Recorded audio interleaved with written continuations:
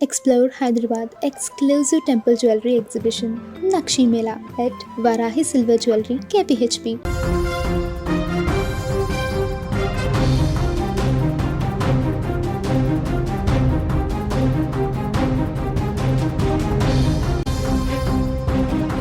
విశాఖ నగరంలోని PM Palem police station పరిధి RH కాలనీలో విషాదం చోటు చేసుకుంది.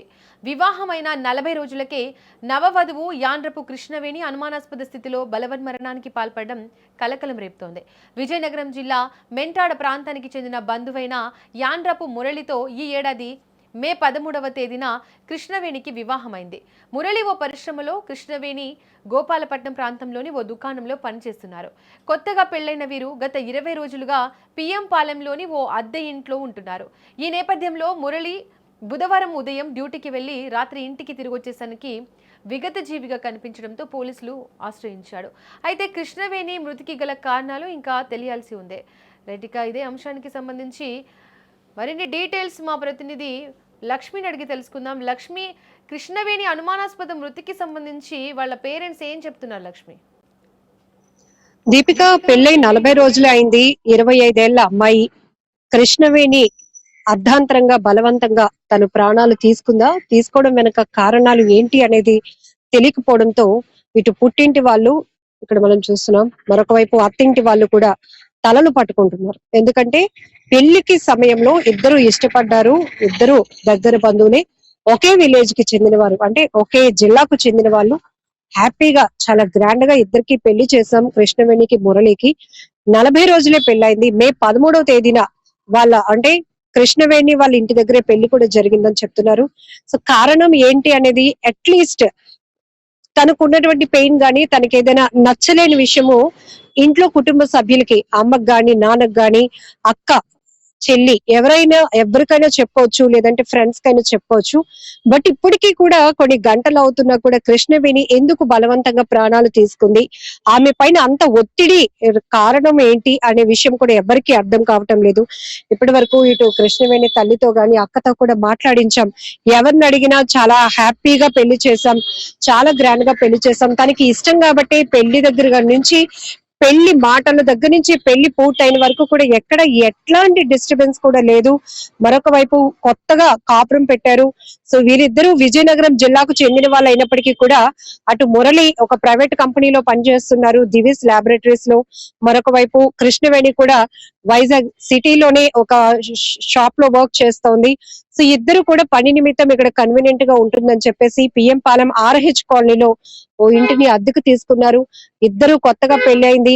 ఇంటికి ఏ బంధువులు వచ్చినా కూడా వాళ్ళని బాగా ట్రీట్ చేయాలి, వాళ్ళని బాగా చూసుకోవాలని ఇంట్లో కావాల్సినటువంటి సరుకులు అన్ని కూడా ఏర్పాటు చేసుకున్నారు. చాలా బాగా అన్ని ఆర్గనైజ్డ్ గానే, ఎందుకంటే ఇష్టం లేకపోతే ఇంతవరకు రాదు కదా, ఇష్టపూరితంగానే పెళ్ళంతా జరిగింది. కానీ అల్లుడు ఎవరైతే మురళి డ్యూటీ నుంచి వచ్చి చూసేటప్పటికి తన కూతురు అలా విగత జీవిగా ఉంది అనే విషయం వాళ్ళు చెప్పారు. ఆ పోలీసు నుంచి కూడా వాళ్ళకి సమాచారం రావటం, అలానే అల్లుడు వాళ్ళ నాన్న ఎవరైతే ఉన్నారో అతను మాకు కాల్ చేసి చెప్తే ఒక్కసారిగా గుండెలు పగిలిపోయాయమ్మా, ఇక్కడ ఇలా కూర్చోవడం తప్ప అది ఎందుకు, నా కూతురు ఎందుకు, చాలా ధైర్యవంతురాలు, ఇంటర్ వరకు చదువుకుంది, పని చేస్తోంది, ఇష్టపడి పెళ్లి జరిపించాం, కానీ ఒక్కసారిగా తను అలా చనిపోవడానికి కారణం ఏంటో కూడా తెలియక మేము తలలో పట్టుకుంటున్నాం అంటున్నారు.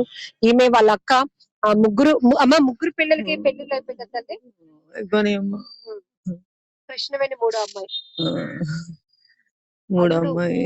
చెప్పారు అసలు మీ పాప గురించి? బాగానే ఉన్నారు అమ్మాలు, మా ఎల్లుడు ఏడు చెప్పలేదు.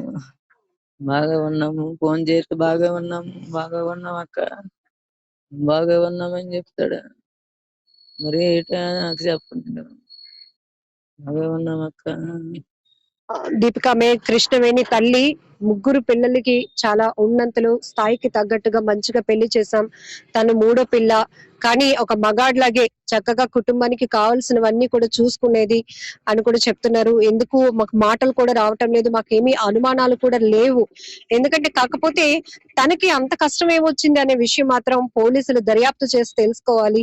ఎందుకంటే మేము కూడా తెలుసుకోవాల్సిన అవసరం ఉంది. ఇప్పుడు ఎక్కడైనా నవవధువు చనిపోయింది అనగానే ముందు చాలా డౌట్లు రేజ్ అవుతూ ఉంటాయి. అత్తింటి వాళ్ళ పైన లేకపోతే భర్త పైనే ఇక్కడ డౌట్స్ రేజ్ అవ్వడానికి, ఆరోపణలు చేయడానికి అవకాశం ఉంటుంది. కానీ ఇక్కడ ఇక్కడ ఇద్దరు దగ్గర బంధువులే, ఒకే జిల్లాకు చెందిన వాళ్ళు. వాళ్ళకి వీళ్ళకి మంచి ర్యాపో కూడా ఉంటుంది. ఇప్పటి వరకు కృష్ణవేణి అత్తగారు అందరూ ఇక్కడే ఉన్నారు. సో ఈ రకంగా కూడా వీళ్ళకి ఎట్లాంటి డౌట్స్ లేవు. కానీ ఒక స్ట్రాంగ్ పర్సన్ ఉద్యోగం చేస్తూ ఇష్టపడిన వ్యక్తిని పెళ్లి చేసుకుని ఒక కుటుంబాన్ని చాలా బాధ్యతగా నడిపించే శక్తి ఉన్నటువంటి ఒక అమ్మాయి అంత అర్ధాంతరంగా ఎంత ఒత్తిడి, ఎంత తనకి ఇబ్బంది కలిగిన పరిస్థితి రాకపోతే అంత బలవంతంగా ప్రాణాలు తీసుకుంటది అనేది ఇప్పుడు ప్రతి ఒక్కరిని తలచి వేస్తున్నటువంటి, మనసుల్ని కదిలిస్తున్నటువంటి ప్రశ్న. ఇక్కడ కృష్ణవేణి వాళ్ళ సిస్టర్ ఉన్నారు, అందుకే కూడా మాట్లాడదాం. ఎప్పుడైనా ఏమైనా చెప్పుకునే ప్రయత్నం చేశారు? ఏం లేదా మేడం, ఏం లేదు. ఎప్పుడు హ్యాపీగానే ఉంటది. ఫోన్ చేస్తది, డ్యూటీకి వెళ్తది, వస్తది. మాకేం కావాలన్నా, అమ్మ నాన్నకి ఏం కావాలన్నా తనే దగ్గరుండి అన్ని చూసుకున్నది. మ్యారేజ్ అయినా కూడా వాళ్ళ మధ్య ఏం లేదు, సంతోషంగానే ఉన్నారు. ఇంతకు ముందు 3 days బ్యాక్ కలిసాము, ఊరొచ్చారు, పండగకి వచ్చారు. అక్కడ హ్యాపీగా ఏమైనా తన మాటల్లో గానీ ఫేస్ లో కానీ ఎటువంటి ఇబ్బంది పడే పరిస్థితి అయితే లేదు మేడం. మరి ఇలా ఎందుకు జరిగిందని మాకు అసలు ఏం అర్థం కావట్లేదు. వాళ్ళిద్దరు సంతోషంగా ఉన్నప్పుడు మాకేమి ఆ అనుమానాలు అనేవి మాకు తెలియదు కదా. ఆ చెల్లి నుంచి సంతోషంగా ఏ ఫోన్ వచ్చినా ఒక గుడ్ న్యూస్ వింటాము, సంతోషంగా మాట్లాడేది అక్క అని. ఎంత ఇటువంటి ఈ పరిస్థితి వస్తుందని మేము అసలు కల్లో కూడా అనుకోలేదు. ఇది దీపిక, ఎవరిని అడిగినా కూడా ఒకటే వస్తుంది మాట, హ్యాపీగానే ఉన్నారు, హ్యాపీగానే ఉన్నారు. ఎందుకంటే ఒక చోట కాకపోయినా ఒక చోటైనా, ఒకరితో కాకపోయినా మరొకరితోనైనా తన కష్టాన్ని ఖచ్చితంగా షేర్ చేసుకుంటది. తను చాలా ధైర్యవంతురాలు. కానీ ఇప్పటికొచ్చి మాకు ఎట్లాంటి డౌట్స్ కూడా లేవు. అలాంటి పరిస్థితి తన ఫేస్ లో గానీ తన మాటల్లో కూడా ఎప్పుడు లేవు. లాస్ట్ కాల్ కూడా వాళ్ళ పిన్ని గారితో కూడా అమ్మాయి మాట్లాడింది. డ్యూటీకి వెళ్తున్నాను పిన్ని, మళ్ళీ వచ్చి మాట్లాడతానని కూడా చెప్పిందంట. సో ఎప్పుడైతే తను దీపిక లక్ష్మి, ఘటనా స్థలంలో ఏమైనా సూసైడ్ నోట్ ఏమైనా దొరికిందా, లేదంటే ఆఫీస్ దగ్గర వాళ్ళు ఉద్యోగం చేసే ప్రదేశంలో ఏమైనా వాళ్ళ సన్నిహితులు కానీ ఏదైనా ఏం చెప్తున్నారు? ఎస్ దీపిక, ప్రస్తుతానికైతే మాత్రం తను ఆత్మహత్య చేసుకున్న సిచ్యువేషన్ లో ఉన్నటువంటి గదిలో కానీ ఇంట్లో కానీ ఎట్లాంటి సూసైడ్ నోట్ కానీ ఇంకేమైనా అనుమానాలు కలిగించేటటువంటి పరిస్థితులు లేవు. అయితే ప్రతి ఒక్కరికి వస్తున్న డౌట్ ఏంటంటే కుటుంబం పరంగా కానీ, భర్త నుంచి కానీ, అత్తింటి నుంచి కానీ, పుట్టింటి నుంచి కానీ తనకి ఎట్లాంటి స్ట్రగుల్స్ కానీ, స్ట్రెస్ కానీ లేదు. ఒకవేళ తను పని చేస్తున్న చోట ఏమైనా ఇబ్బందులు తలెత్తాయా, దానివల్ల ఆ ఒత్తిడి తట్టుకోలేక తను బలవంతంగా ప్రాణాలు తీసుకుందా, ఈ ఒక్క డౌట్ మాత్రం ప్రతి ఒక్కరిలో కలుగుతోంది. సో ఈ కోణంలో చూస్తే గనక తను ఫోన్ రికార్డ్స్ కానీ లేకపోతే చార్ట్స్ కానీ ఇవన్నీ చూడటం వల్ల కూడా కొంత క్లారిటీ పోలీసులు ఇన్వెస్టిగేషన్ లో వచ్చే అవకాశం ఉంది. ఫైనల్ గా ఒక మాట చెప్పాలి దీపిక, ఈ మధ్య కాలంలో పెళ్ళైన కొద్ది రోజులకే నవ వధువులు ఇలా అర్ధాంతరంగా బలవంతంగా ప్రాణాలు తీసుకోవటం వల్ల అటు పుట్టింటి వాళ్ళు ఒక్కరే కాదు నష్టపోతోంది, అత్తింటి వాళ్ళు కూడా. ఎందుకంటే కూతురు లాంటి కోడలు ఇంట్లోనికి వచ్చిన తర్వాత మాకంతా బాగా జరుగుతుంది, మమ్మల్ని బాగా చూసుకునే ఒక అమ్మాయి మా ఇంట్లోకి వచ్చిందని వాళ్ళు కూడా చాలా సంతోషపడతారు. అంతలోనే ఇట్లాంటి విషాదం వల్ల, ఇట్లాంటి బలవన్ మరణాల వల్ల కుటుంబాలు మొత్తం చిన్న భిన్నం అయిపోయే పరిస్థితులు వస్తున్నాయి. వాళ్ళ మధ్య ఒక గ్యాప్ క్రియేట్ అవ్వడానికి కూడా కొన్ని సందర్భాల్లో కారణం అవుతుందని చెప్పాలి.